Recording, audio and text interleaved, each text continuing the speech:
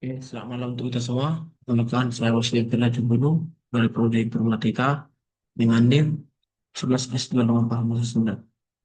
Di sini saya akan mempresentasikan atau menjelaskan yaitu arti pengumpulan prosedural menurut topik pointer prevention untuk callback, di mana TPW ini akan terdapat dua latihan dan terdapat dua tugas. Yang pertama saya akan menjelaskan latihan pertama yaitu dasar pointer differential. Nah, latihan pertama ini latihan yang menggunakan program ini di mana kita untuk memahami dasar function pointer. Dari mana cara kerjanya ini ada dua fungsi, yaitu sapa pagi dan sapa malam.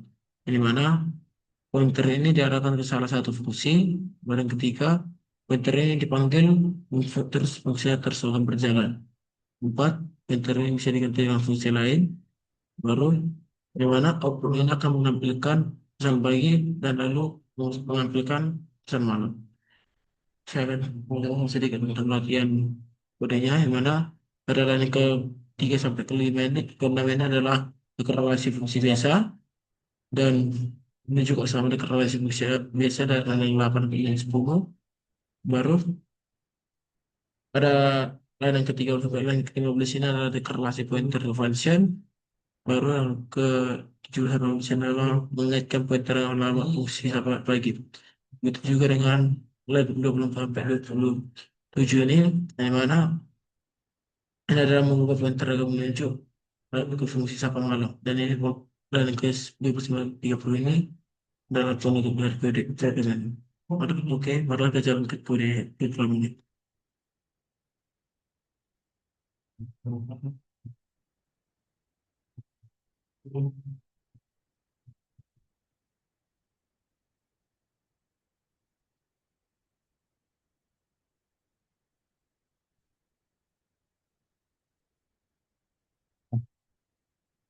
Jadi, output dari program ini adalah untuk menampilkan sapaan pagi dan sapaan malam.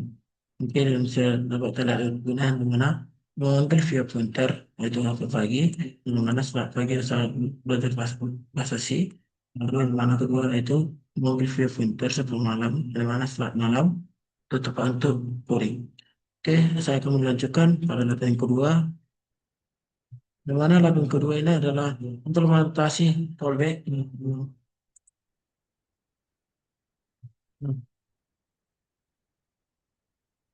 Nah, latihan kedua ini di mana kita akan memahami callback atau fungsi sebagai parameter.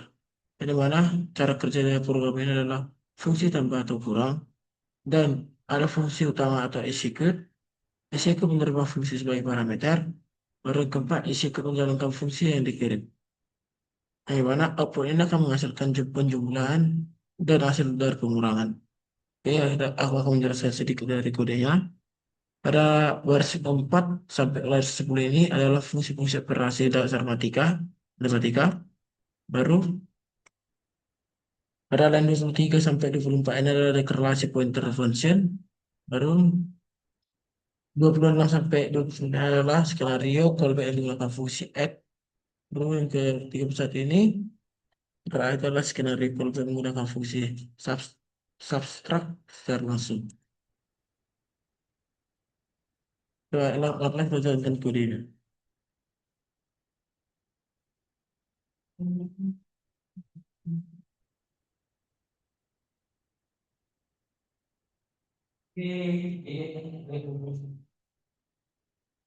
Nah, sesuai dengan saya bilang tadi, bahwa output ini akan mengeluarkan hasil dari penjumlahan dan hasil dari pengurangan. Nah, ini sudah nampak kan bahwasanya hasil dari penjumlahan 39 tambah 14 itu adalah 53. Dan hasil pengurangan dari 39 dan 14 itu adalah 25. Di mana kita dapat mendapatkan 39 ini dari kode yang kita buat tadi, yaitu integer integer S1 itu adalah 39 dan integer S2 itu adalah 14. Oke, saya akan melanjutkannya ke tugas.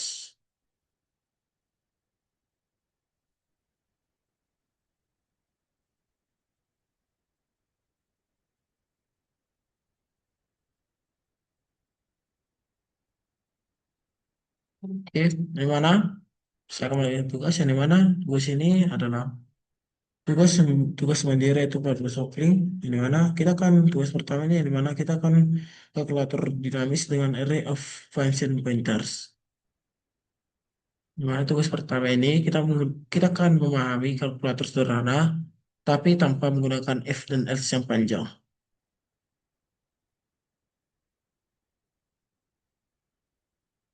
Bagaimana cara kerja dari program ini adalah satu, semua operasi tambah dan kurang kali dan bagi dimasukkan ke array, baru user memilih operasi indeks, baru program masuk menjalankan fungsi dari array, baru di mana programnya akan memiliki kelebihan, di mana programnya akan lebih rapi, tidak perlu banyak kondisi, dan mudah ditambahkan oleh fitur-fitur baru.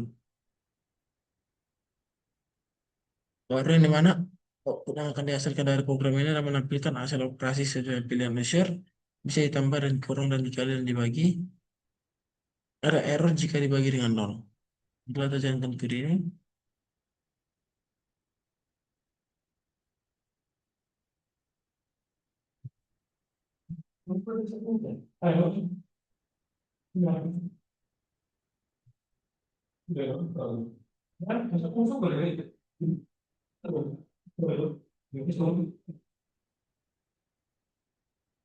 nah setelah saya running, program ini akan menghasilkan output yang dimana kita akan disuruh untuk masukkan angka pertama, itu atau 6, yang baru masukkan yang kedua itu 4. Kemudian kita akan disuruh untuk masukkan tiga, tiga nomor, untuk 0 sampai 3. Waktu kita membuat nanti 0, itu akan menghasilkan error, jadi yang kita buat berarti kita akan 2. Nah, hasil dari operasi kali dari ini, kita dalam running ini, kita akan mendapatkan operasi kali, di mana hasil dari 6 kali 4 adalah 6. Oke, saya akan mengajukan pada tugas kedua. Tugas yang kedua ini adalah sistem filter data, di mana fallback. Yang mana kegunaan programnya adalah menyaring data berdasarkan kondisi tertentu. Di mana cara kerjanya ada dua, ada apa? Adalah positif, negatif, genap dan ganjil. Ada juga fungsi kondisi di mana itu adalah genap, ganjil dan positif. Ada fungsi filter yang menerima kondisi dan hanya data yang memenuhi kondisi yang akan ditampilkan. Di mana output yang akan dihasilkan yang teman-teman genap, menggunakan data yang positif dan menggunakan data ganjil. Saya akan menjelaskan sedikit. Oke, kita akan merunning dari kode ini.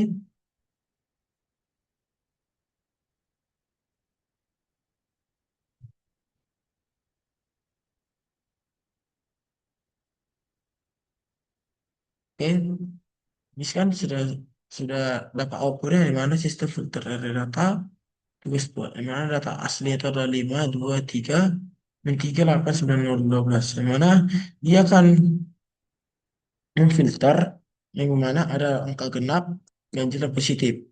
Di mana angka genap itu ada 2, 8, dan 12.